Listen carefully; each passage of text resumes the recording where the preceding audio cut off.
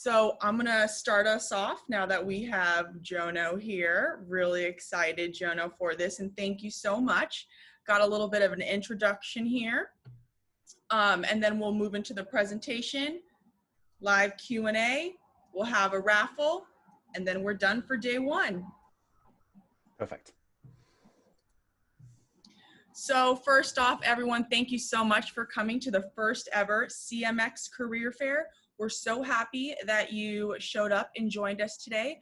For the rest of this week, we have Jono Bacon going to be teaching us about foundational preparation, getting and securing your dream community job.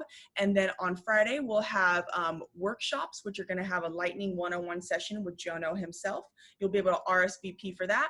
We'll do a career resume editing with David Spinks, and then Beth, our VP of community here at CMX, is going to host a mock peer interviews. A couple rules for our event today. Please be sure your camera's turned on. We want to see all your faces, especially when you're asking questions. Close any distracting applications. Again, we would love to, have you pay attention and really get full value from Jono and everything he's going to be talking about today. For the if you have any questions during the presentation, please be sure to drop those in the chat. Sophie and Megan are here, and they'll be collecting all the questions. So if anything comes up, just immediately put that in there, and we'll be able to answer that during Q&A. Grab your favorite drink, snacks, a pen, and a pencil. Have fun. I do want to let you know that this event is recorded. So if you miss anything, I'll be sending out the recordings at the end of Thursday. Our goals here at CMX is to have each attendee walk away with a connection, meet one awesome person, to learn, get one actionable item you can implement into your work, and advocate to grow the community. We have 50 chapters and growing. If you want to get involved, visit us at events.cmx.hub.com, and we can get you all set up. Get excited to continue your education with CMX. Level up your community with CMX Academy, the education you need to successfully build communities and grow your business. Once again, at the end of this event, we're going to raffle off the Community MBA course with David Spinks. So please stay tuned for that later. Again, community is more important than ever. We all know that. David has Masters of Community podcast, new episodes every week where you get to hear stories, insights, and advice from community builders and take your community strategy to the next level. And finally, CMX events are powered by Bevy, a software company in the business of building and scaling communities. Go to bevy.com to get more information and grab a demo. Now, what we've all been waiting for, foundational preparation with the one and only Jono Bacon. This session will cover what the entire process looks like, building out the job experience, and what you want. Jono, are you ready? Because we are ready for you. I'm about as ready as I'm going to be. What an intro. Thank you. Alrighty, should I share my screen now? Yep, I'm gonna stop that right now and the floor is all yours. Alrighty, hello everybody. Welcome to the orbiting Bacon space station. Let me share my screen. All right, let me see if we can see it. Can you see my screen right there? Yes, we can. Alrighty, let's get into it. So thank you everybody for joining us today. So we're breaking this into two pieces. We're going to be having part of a session today and then part of a session tomorrow and then some Q&A. So, have a think about any questions you've got. I want to be a complete open book throughout this. So if you don't get a chance to ask some questions in the session today, you can always drop me an email, jono@jonobacon.com. The other thing that you might want to do is pop some questions or some comments or whatever you learn onto Twitter. You can use I ordinarily use the hashtag dream community job, but feel free to use hashtag CMX Career Fair or whatever the hashtag is for this event. So now, over the course of the over the next couple of days, we're going to talk about a whole bunch of stuff. We're going to talk about the different roles that are involved in communities, what employers are typically looking for. We're going to talk about how you can differentiate and step apart from the pack, how you can go about building an incredible level of experience so you can, so you can pursue your career in a variety of different ways. We're going to talk about how you can perfect your resume, how you can find the ideal kind of roles, what kind of salary expectations we should be looking for, and then importantly, how to nail the interview process. Now, some of the content I'm going to be going through in this is in my book. It's called People Powered, which is out there right now, and I'd encourage you to go and check it out if you're interested in that. But I want to, first of all, for those of you who I don't know, give you a little bit of background around my experience. So I used to be director of community for GitHub, XPRIZE, and Canonical. And these days I'm a consultant. I work with a really broad range of companies, from large businesses like Google and Intel and Santander and Deutsche Bank, through to smaller organizations like Mattermost and HackerOne and Digital Asset and places like that. And I'm incredibly passionate about communities. I love every element of this. I think that we don't just build amazing things with communities, but we make the world an objectively better place when we build the right kinds of communities. And throughout the course of my career, I've spent quite a bit of time focused on hiring. So I've hired a bunch of people in previous roles, such as this is when I was working at Canonical on Ubuntu. And I also work with a bunch of my clients around how to hire people. And one of the things that I've learned is that your view of hiring changes when you sit on the other side of the interview desk, right? When you're hiring people, you learn about what employers are often looking for. So some of the things I'm going to walk through in this session are going to be some of the things that I've learned, so that when you go for your next gig, you can have a bit of an edge in terms of knowing what employers are typically going to be looking for. So if we think about it, there's kind of a few different phases that we go through in how we approach getting our ideal job.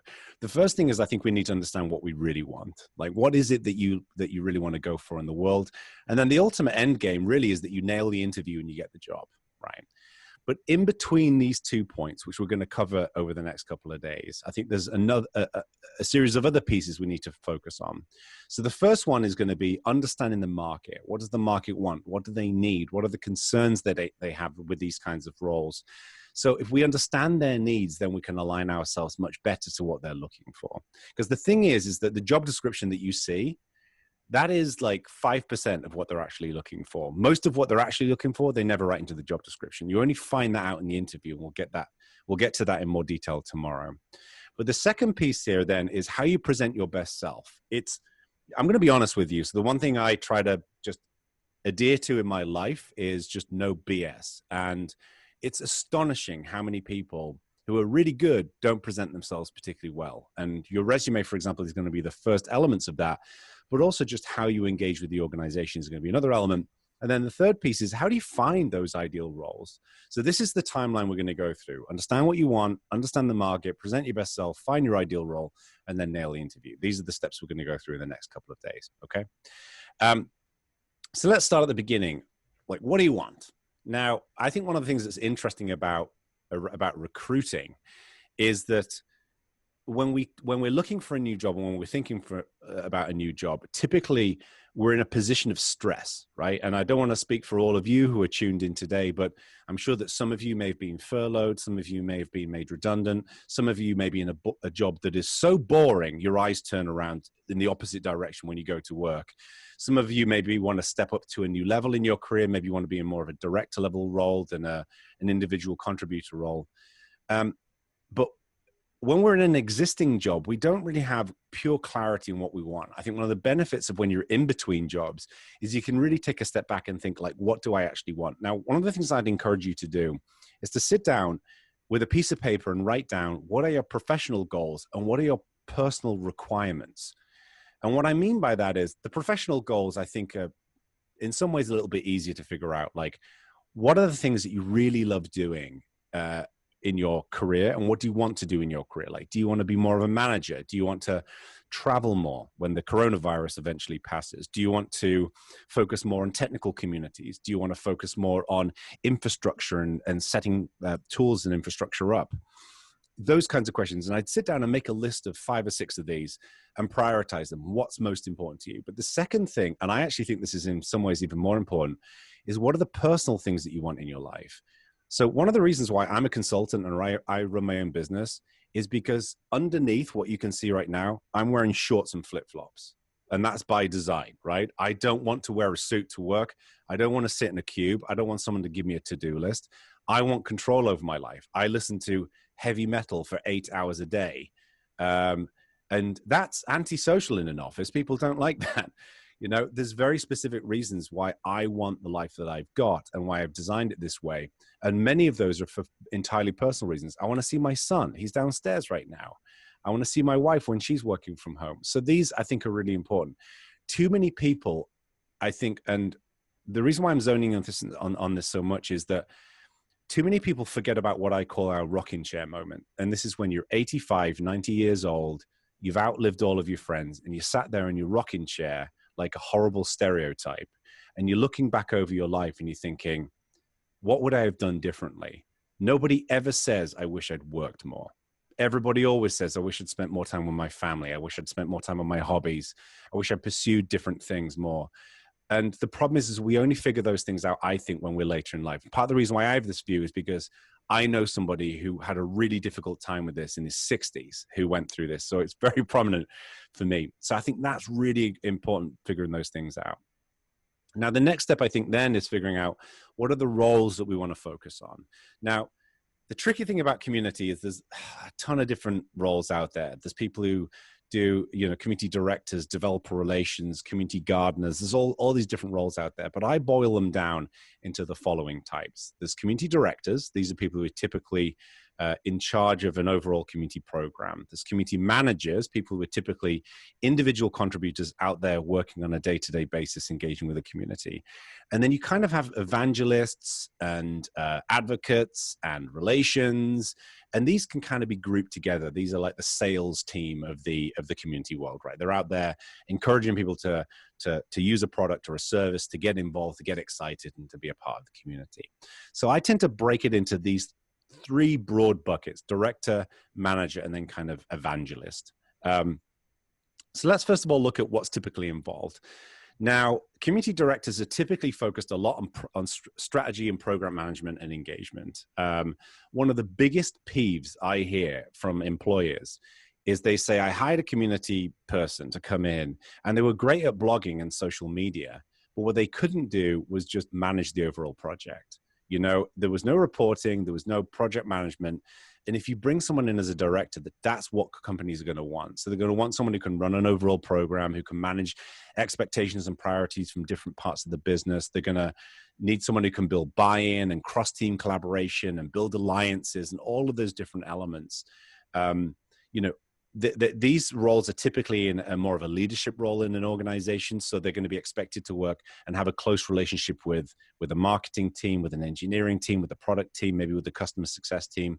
And sometimes there's an expectation that the director will have a budget and they'll be able to manage a budget, and that they may be able to hire and run a team as well. Now, again, this is where it gets a bit tricky, because a community director in one company is going to be very different to another. Like, I know 2 companies right now where the director is a really senior role, and the other one, the word director is really more of a vanity thing, and they're more of a community manager. So the key thing I would say here is, if you're excited about leadership and you can you know, juggle spreadsheets and project management plans and all that kind of stuff, then a director role is a good one. They're often a lot more stressful. But the other thing to bear in mind as well is, I would not recommend this if you're brand new to community. I think you need to be a manager or an evangelist first, and then step into a director role afterwards. If you go to a director role right out the gate and you're brand new at this, I think you're gonna struggle more. Now we then move on to community managers. Now, these are usually focused to people who are very focused on like just super rock solid execution and engagement, right?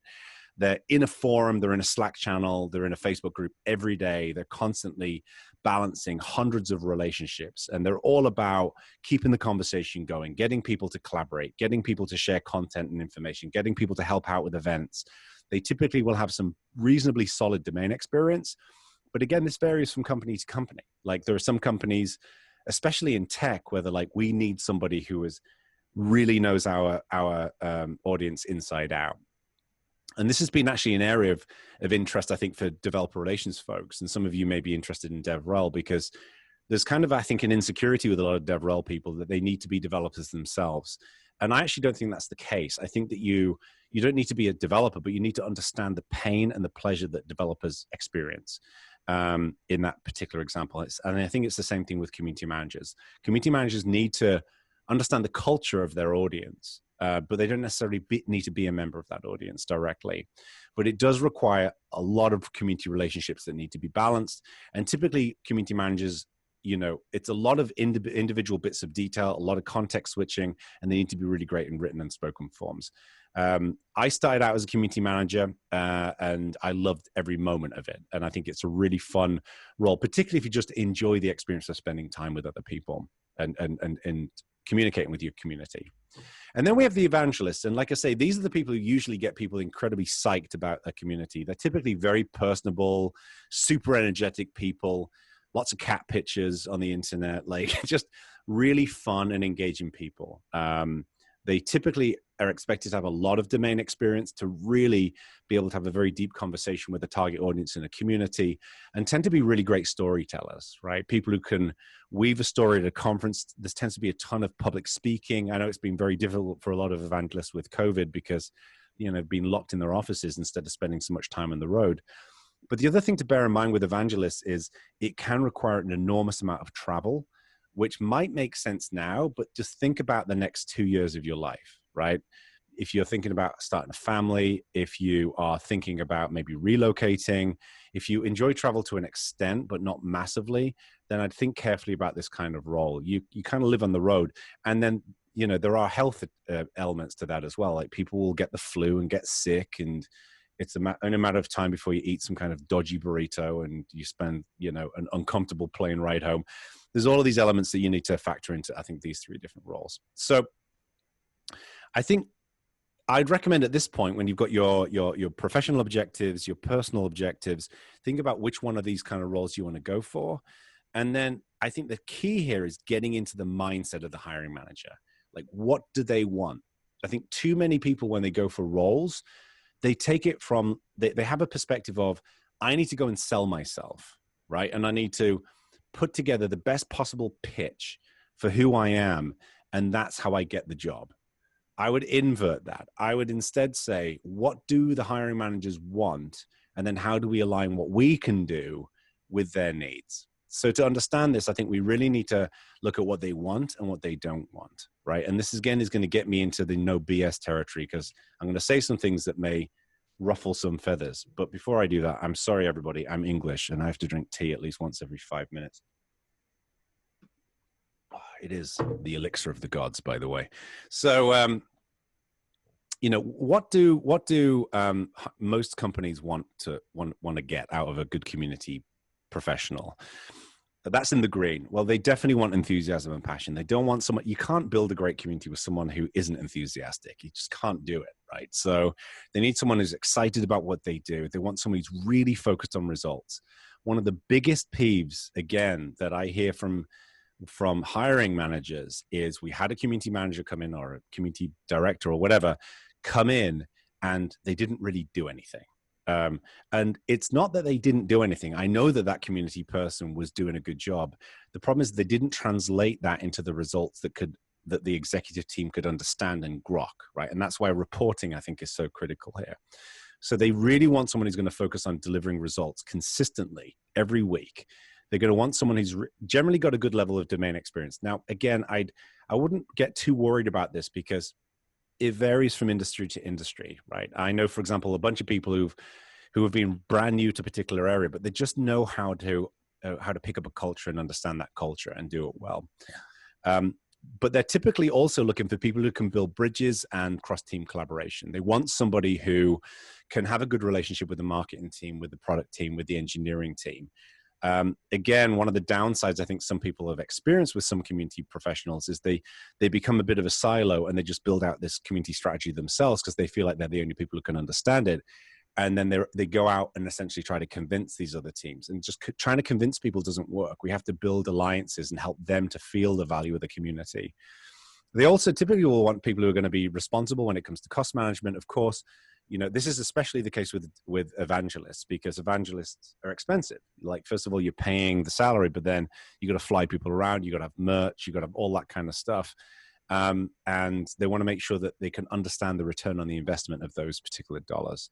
And then, frankly, they just don't want any bullshit. They don't want somebody who's going to come in and pretend to be someone that they're not. So in terms of what they don't want, a lot of this, frankly, is largely inverted, right?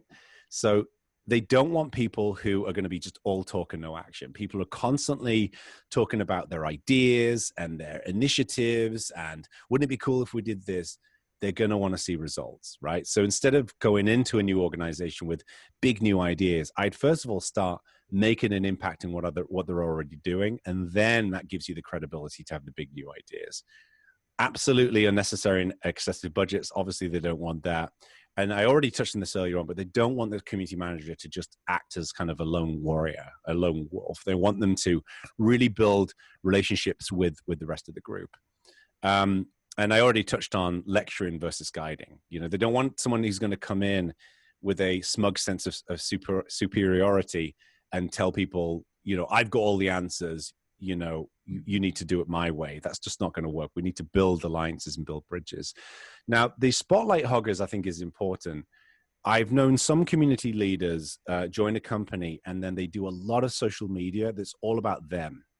Now, if you choose to use your social media accounts, your personal account for your career, that's your choice. If you will talk about work stuff. But for people who do decide to talk about, to use social media using company accounts, sometimes it will move over, and all of the tweets that are going out, for example, are about the community manager or the community leader, as opposed to the product, the service, whatever else. That's a big turnoff for a lot of companies. So they want someone who's going to be enthusiastic and passionate, but they don't want someone who's going to be making it all about them. And then the opposite of you know, bullshit is drama. Well, no, I'm getting confused now. They don't want bullshit, and they also don't want drama. Anyway, so let's move on from my wordplay. I think one of the most important things as you think through this process is it's all about being different. You know, I think if you can go out there and you can be different and you can do something new, then it's going to help you step above, right? So, for example, when I started out in my career, I think one of the areas where I was a little different is that I was doing open source, right? I was primarily focused on building open source communities, and there weren't really a lot of quote unquote community people. There was a lot of engineers, and I focused very specifically on communities. So that gave me a bit of a differentiator. And I think about, like, what's unique to you? Like, you may be particularly interested in, for example, building communities of underrepresented groups. Maybe you are particularly good at live streaming. Maybe you have a particular level of expertise when it comes to events. Think about what is unique to you and make that something that you can then go out as your calling card when you're starting to approach these, you know, these new parts of the market. So now what we do is when we think about what being different is, and I'd recommend you kind of break that down into, you know, let's pick say 3 to 5 elements that's really unique about you. What makes you stand out and be different from other people. And sometimes that can be different, right? That can be difficult. Sometimes it can be difficult to say, well, I'm unique in this particular way. You don't have to be the only person in the world who's doing that. You just need to be, that's your core strength, I think. And then what that does is that when you're thinking about presenting your best self, now we're in a position where you can say, these are my professional goals. These are my personal goals. These are what I think are my core strengths. I have a sense of what the market's looking for. Now I can bundle all of that together into the most effective way of getting out there and presenting myself. Now, this typically will present a bit of a chicken and egg scenario, right? And I'm sure many of you are worried about this. And that is, you need experience to get a job, but you need a job to get experience, okay? So what I want to kind of wrap up this first part of this two-part session, right, today and tomorrow, with is the role of experience. Because I think this is, again, one area where people are like, well, I want to be a community director, but I've got no experience in managing projects or managing communities or managing people. Or I want to get into community, but I've never done this before. How do I get started? Or I want to go and work in cryptocurrency, but I don't know, and I've not got any professional experience with cryptocurrency, and that can be debilitating for a lot of people. So this is what we do. This fluffy red thing here is the answer to all of your problems. This is your network, okay? And I'm going to spin through why this is really important in how we build out our experience real quick, okay? And I'm going to do this through telling a very, very, very quick story about my career because I think it's relevant. So when I was 19, I was living at home with my parents. I had long hair, believe it or not. Started growing inwards and coming out my toes when I was about 21. And I started a new community called Linux UK. This was to bring people who are interested in open source together into a central place. I also went to university and I started a Linux user group, and we started meeting up for primarily curry and lager just to talk about open source and what was going on.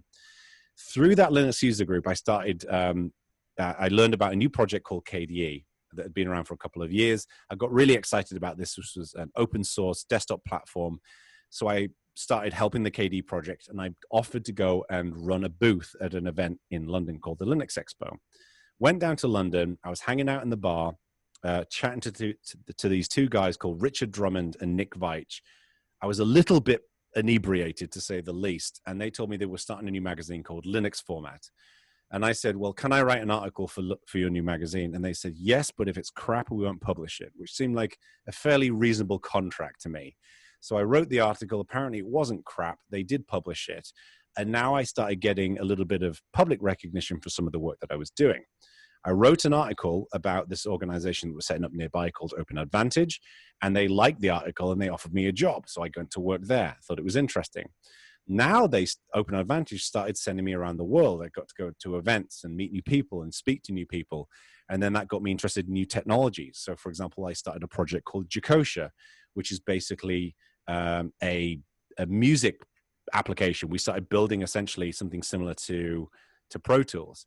The reason why I'm going through this is that when you go back to the beginning of that story, which is me sitting in my parents' house when I was 19, I didn't plan this journey. It just happened. And the reason why it happened is because as I walked through my unfolding career, I didn't really think of it as a career at that point. It was just, I'm doing things that are interesting. I kept meeting new people. And in meeting those new people, it kept opening up different types of opportunities. So to give you an example, when I was in that bar at the expo in London, chatting to Nick and Richard, and they mentioned their new magazine, I could have just said, oh, that's cool. You know, best of luck.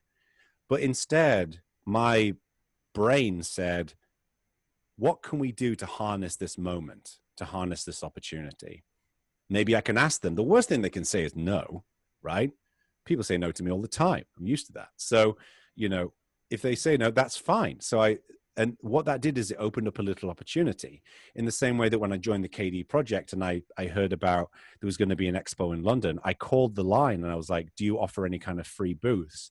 And they said, yes, we're going to have a little community village. I saw that as an opportunity.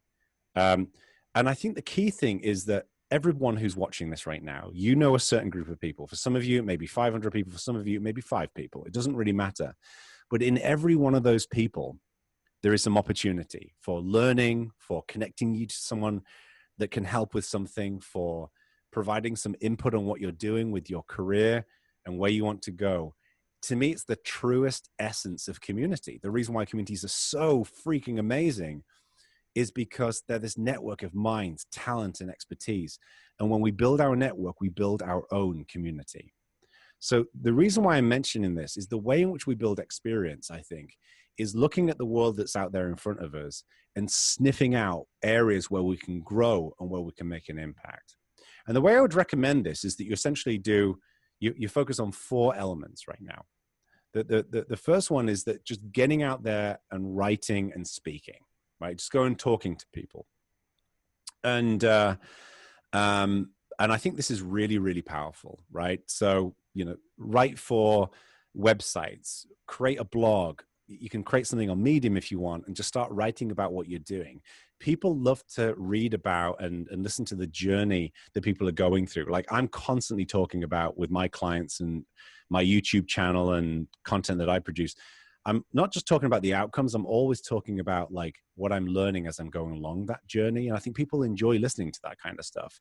So writing and speaking at events where you can, one of the benefits, one of the very, very few benefits of this horrible pandemic is that we have approximately 1 billion virtual events happening right now. We're on one of them right now. And that produces amazing opportunities for speaking and sharing content, even if it's a 5-minute lightning talk. The other thing is I look for communities to join and volunteer to help out with. Look for places where someone can, somebody can, let's say, let me give you an example. When I saw KDE, I saw that, well, they weren't really doing a lot in terms of usability, and I was interested in usability design. So I joined and started a project there called KDE Usability and started helping out. I saw that they needed a press representative for someone in the UK, so I offered to do that. And I think communities are always looking for help. You'll have a local meetup that's always looking for people to help run sessions. And every time you do something in these communities, it's something you can add to your resume. It's something you can add to your slingshot full of your experience that you can fire out there to your next job. The other thing, and obviously this is more difficult right now with the pandemic, but just eating and drinking regularly. And what I mean by that is just going and hanging out with people. Like I probably spend at least 4 or 5 hours a week on phone calls with people, just getting to know them. There's no business goals. There's no business intentions. The one thing I can't stand is people who want to network with me because they want something from me. What I like is to get to know someone and build a relationship. And then that collaboration will naturally foster from there. But when someone comes up to me at a conference, like, hey, it's great to meet you. And I can sniff out within 2 minutes, they're trying to sell me something. And it doesn't feel right. So just getting to know people and learning from people is an amazing way to do that. And then again, just constantly sharing. I think that's critical. So as I pull this first part into a close, I feel a bit awkward about this, but Anne-Marie said that this was okay. So blame her. But one of the things I just wanted to share with you briefly, and I'm going to spin through this very, very briefly today and a little bit tomorrow, is I actually built a training course for how to go and get your dream community job. And I just want to talk about that for a second. So it's essentially, it's over 7 hours worth of content, 24 lessons. It's all digital. It's all online. You can progress at your own pace. It's on demand when you need it. Like it essentially takes what we're doing in the next couple of days and digs into an exhaustive level of detail. I released it about a month ago, and I've been really thrilled with the response from my students. A lot of people have been saying, I just was stuck. I didn't know what to do. And I'm now getting interviews. I'm really excited about what's going on. It also kind of incorporates just a ton of worksheets and practical tasks that you go through. There's downloadable crib sheets. There's interactive quizzes included in it. And when you complete it, you get a course completion certificate at the end of it as well. And it covers really everything in the recruitment process, for the deep dive in the roles, how you find those roles. I go through a whole raft of interview preparation. I talk about how to find the right kind of roles, how you can rock your first 90 days, salary, benefits, how to deal with rejection and come back stronger, all of those kinds of things. So the reason why I'm mentioning this is that I'm actually kicking out a discount for those people, for those of you who are in the CMX Career Fair.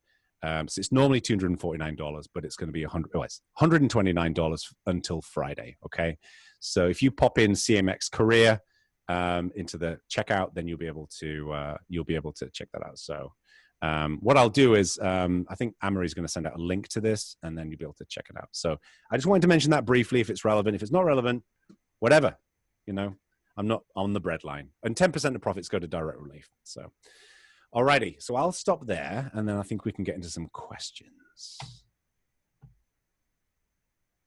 Thank you so much for that, Jono. Yep, I popped everything in there for anyone that's interested in the course. Please feel free to take a look at that. We had a couple good questions coming in, so we'll go ahead and get started with that right now.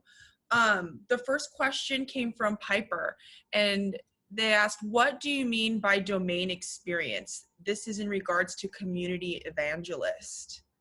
Ah, what a great question, Piper. So what I mean by that is, I think if you take a typical community professional, right, you can basically break their work into two broad chunks, I guess you could say. There is the activity in terms of building a community, and that's, identifying your audiences, building your on-ramps, working with your different segments of communities and how they journey through that, selecting your infrastructure, how you incentivize people, how you ensure you have good leadership and conduct, and all of those different pieces.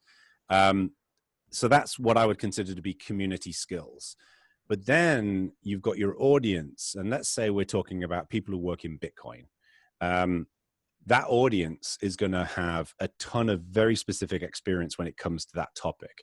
And that's what I'm referring to as domain experience. It's expertise in the specific area of the, of the community that you're building. So domain experience in the software development world would be, for example, how you build software and continuous integration and deployment and testing and all those pieces. But domain experience in fitness may be something to do with intermittent fasting and effective swimming and those different elements. As I mentioned earlier on, different companies expect different levels of domain experience. I think most companies that I've ever worked with are not expecting somebody to be a complete expert on their products and their services, but generally they will be looking for people who are in that broad area. So for example, you wouldn't, again, to use software as an example, let's say Microsoft are looking to hire someone for their Azure cloud platform. They might not necessarily be looking for someone who's an absolute expert in Azure itself, but they will be looking for somebody who generally knows the cloud, kind of the subset of what their product fits into. For example, if Discourse are looking to hire someone, they don't necessarily want somebody who's an expert in Discourse, but somebody who's familiar with online forums and engagement, that kind of thing. Great. So Marilyn asked, and I think it's just a quick little clarification here, is manager interchangeable with moderator? That's a great question. I would define them as two separate pieces. It's difficult because I think one of the things that we're wrestling with in the community world is that the terminology is constantly shifting. For example, when I went for my job for the Ubuntu Community Manager, I'd never heard the word Community Manager before, and this was in 2006. And we've seen just a lot of change there. So when someone says moderator, they may be referring to what I define as manager. In a more general sense, typically a moderator is going to be somebody who is responsible for the specific moderation of a specific resource, right? So it could be a moderator on a specific forum, or it could be a moderator in Slack. However, usually when companies, I think, are hiring people, they will be looking for, if they say we're looking for a community moderator, it's more likely, I think, that they're going to be looking for a community manager. I think they're going to be looking for somebody to manage their, to engage with the community and keep it healthy and keep it moving forward. But what I would recommend with any of these roles, because there's ambiguity in the terminology, is when you're looking at a particular job, look at the role responsibilities and try to see where the breakdown is. So for example, if you see that they're looking to hire a community manager and there's a lot of like program management and running a whole team, then that to me is more of a community director role, as I would define it. If you're looking for someone who's if they're looking for someone who's a community moderator, and this is going to be about regular day-to-day engagement with the community, then they're probably looking for more of a community management role. It's confusing. But noted. Paula asked, how do you translate experience in related fields such as customer success, community marketing, and customer support towards pursuing a more traditional community-centric role? Yeah, so I think I understand the question. The one thing that I think is really interesting here is that community is this kind of like, I wish I had a diagram for this. I'm going to make a diagram for this, but when we think of, let me use my sausage fingers. So imagine you've got like community is here. I think you've got wrapped around it, you've got marketing up here, you've got customer success. You need to know a little bit about infrastructure down here. There's sometimes going to be some brand marketing down here, bits of support up here.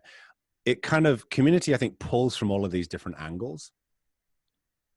And on one hand, that can be challenging because it means that there's a lot of crossover in most businesses between, for example, a community manager or community professional and the marketing team. So, for example, when I was at XPRIZE,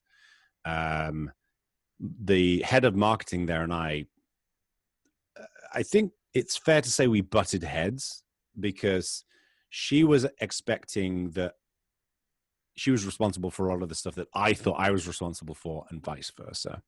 And one of the things I learned there was we need to make sure that we're clarifying where those roles and responsibilities lie. That's one piece. But the other element here is, I think in doing great community, you need to know a lot of the skills from these other areas.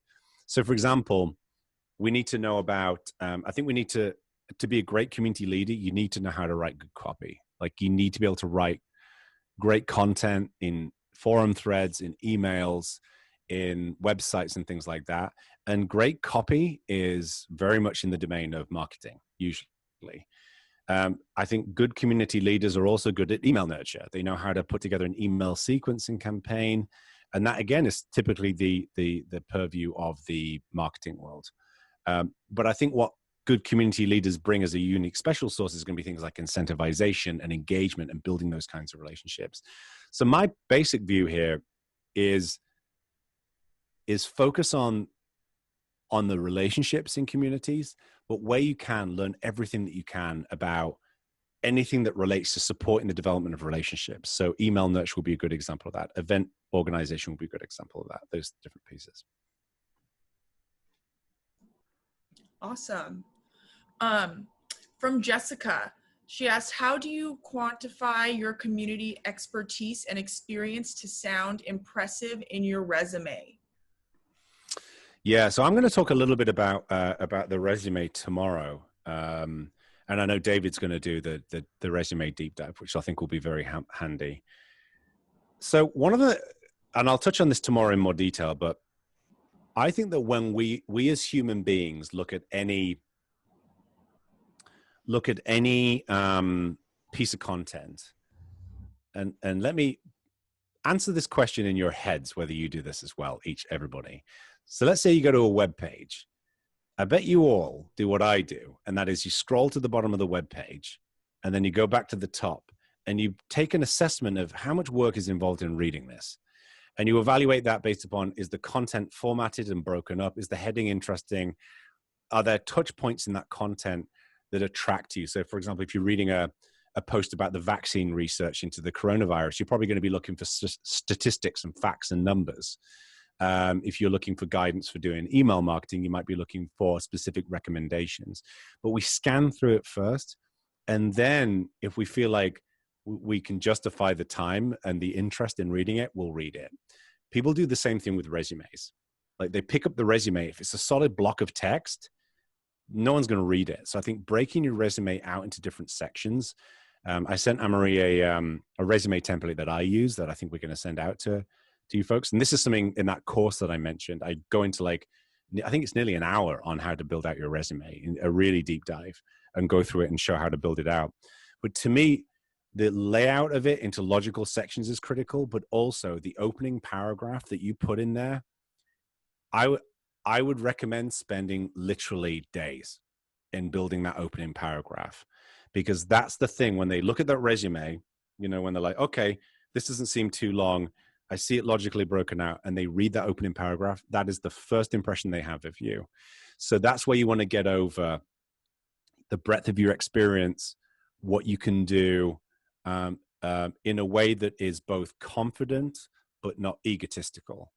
Like, I think if you come across as, I'll give you an example. There was a resume that I saw, and the very first thing that this guy wrote in this resume, this is for a community role.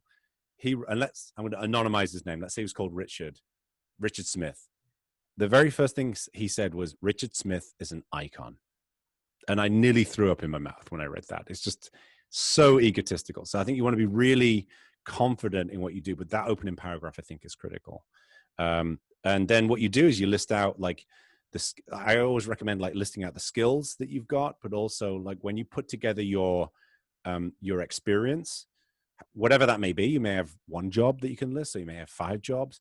That's where you also list out your community experience. So when I talked about building out your experience through communities that you join and events that you run, you can put that into your experience. But the critical thing is you tie it to the company you're going to apply for. You know, don't write one resume and then send it to everybody. Like write one resume template and then tune it to each individual firm that you're going to, so you can tie your experience and that opening paragraph to specifically what they're looking for. That's definitely great advice and something to keep in mind as, you know, we look through all the positions and roles coming up. We have another question from Shofis. What tactics have you used to convince hiring managers companies to switch from community manager to community director?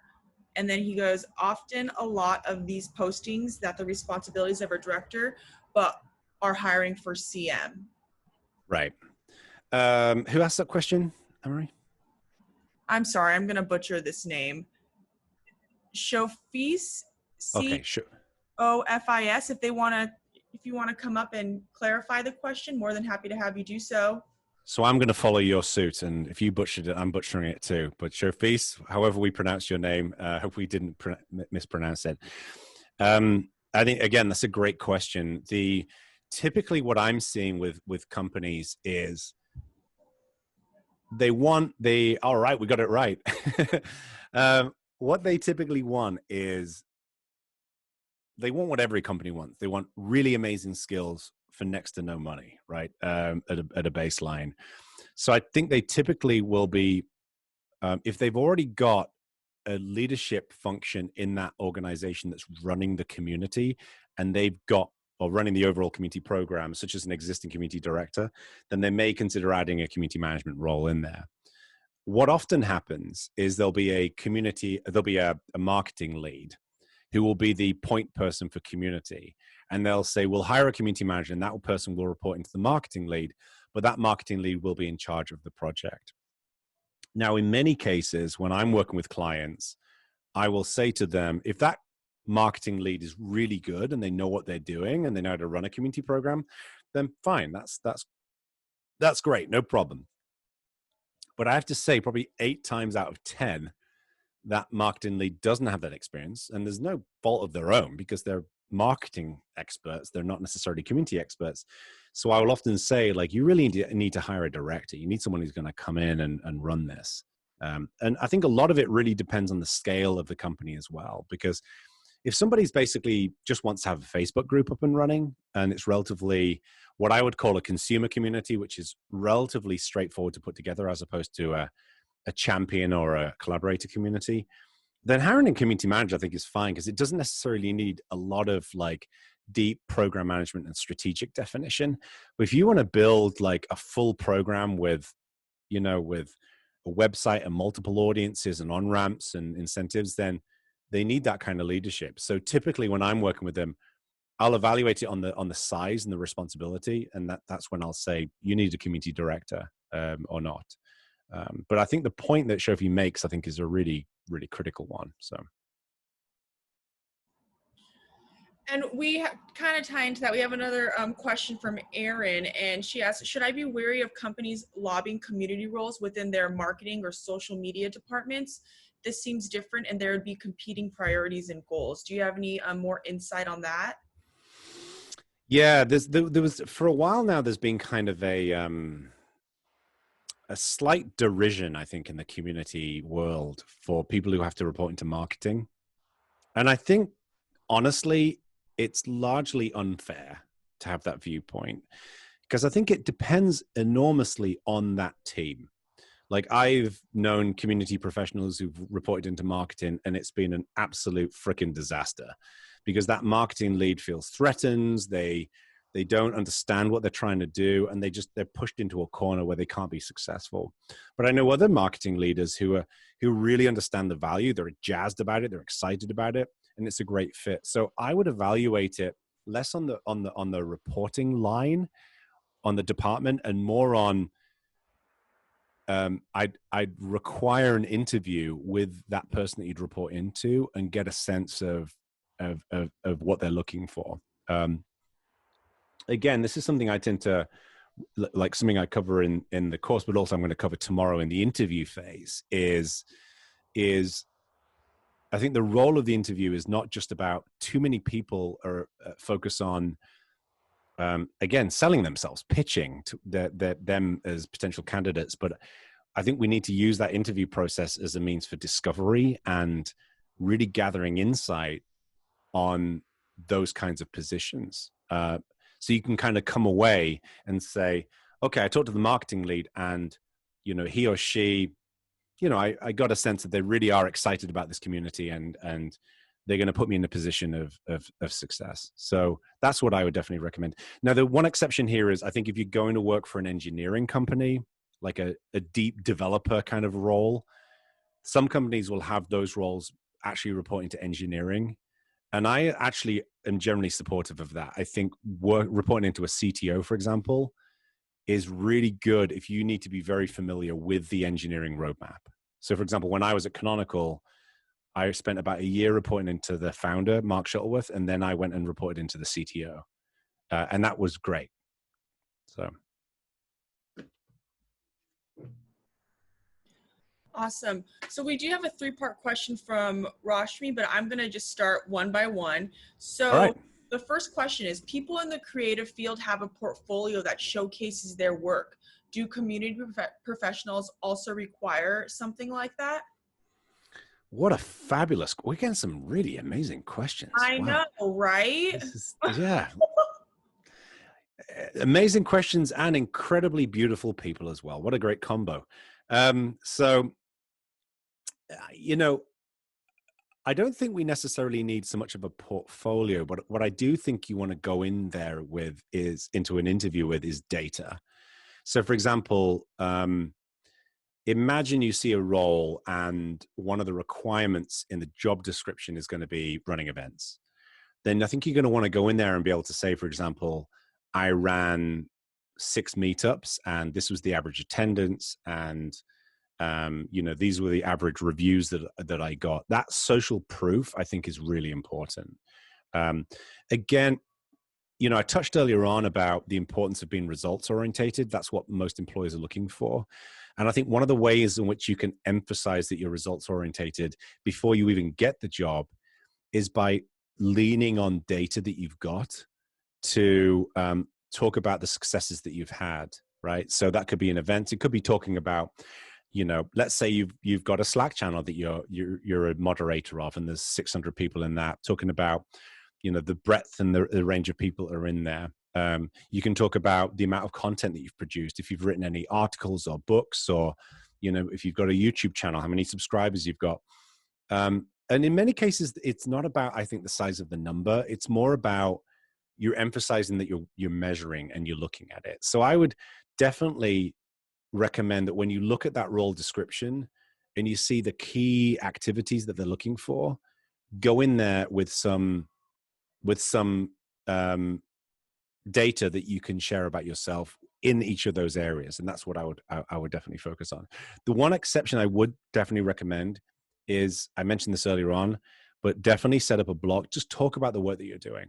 Like blog about it, record videos about it, whatever you can do, because then they've got a ton of other material that they can look at about you.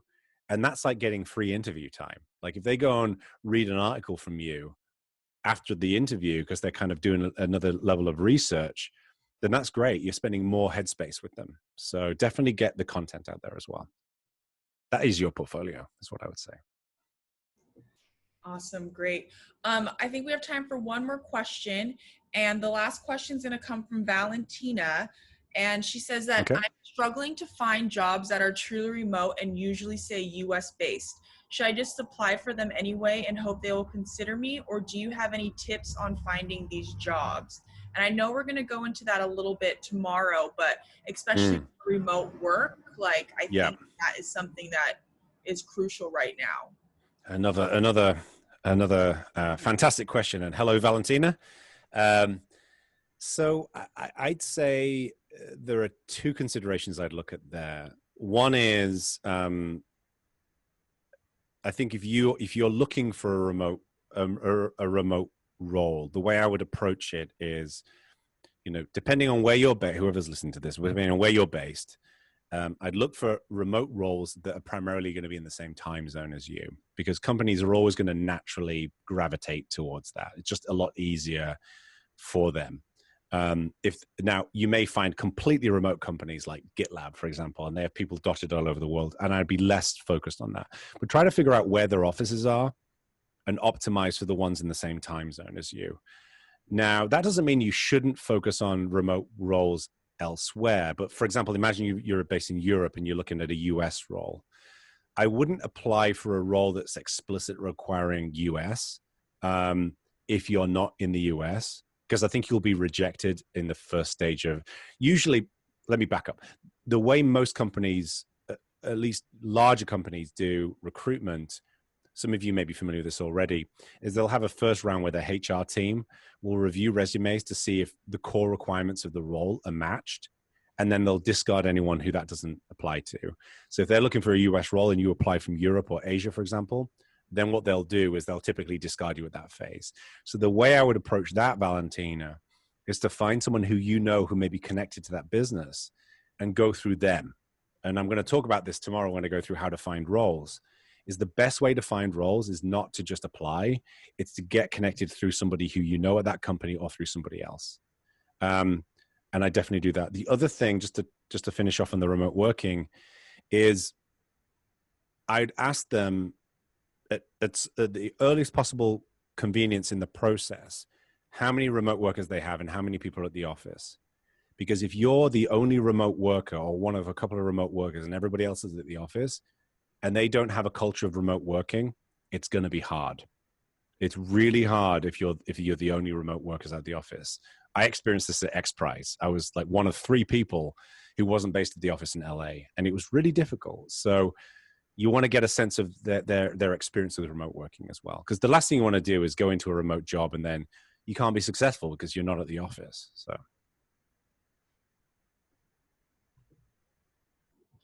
Jono, thank you so much for taking the time to chat with us today.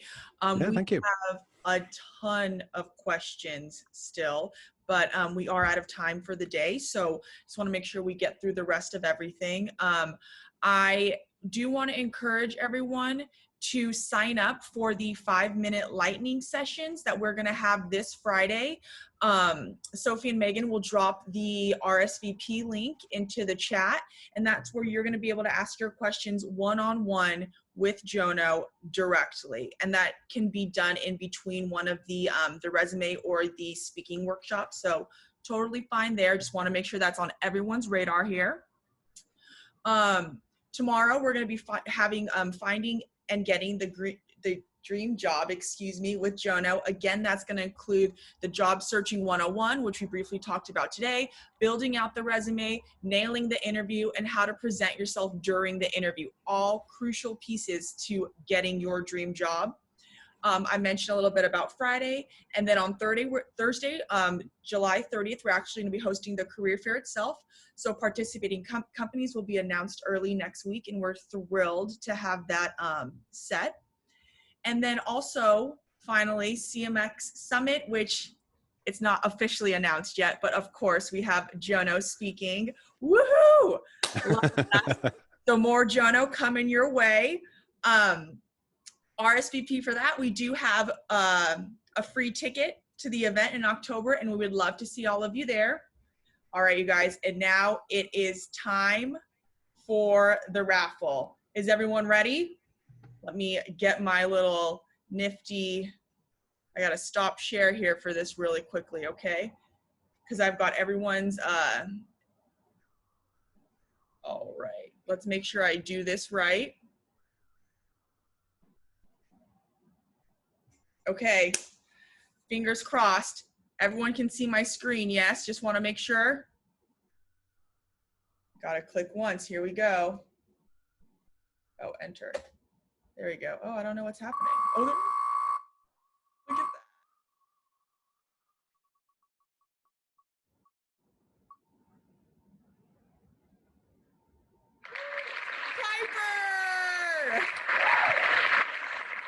Congrats, Piper. I'll be reaching out to you, get you all set up with that. And once again, thank you so much for your time today, everyone. We look forward to seeing you tomorrow and Friday for Jono Bacon. So get ready for that. All right. Anne-Marie? Oh, yes. I already have the course. I'm excited that I won something, so I think you get to spin again. Let's go. Thanks for letting us know, Piper. Let me just do that really quickly, okay? Let's try this again. I guess next time I'm going to double check that. Okay.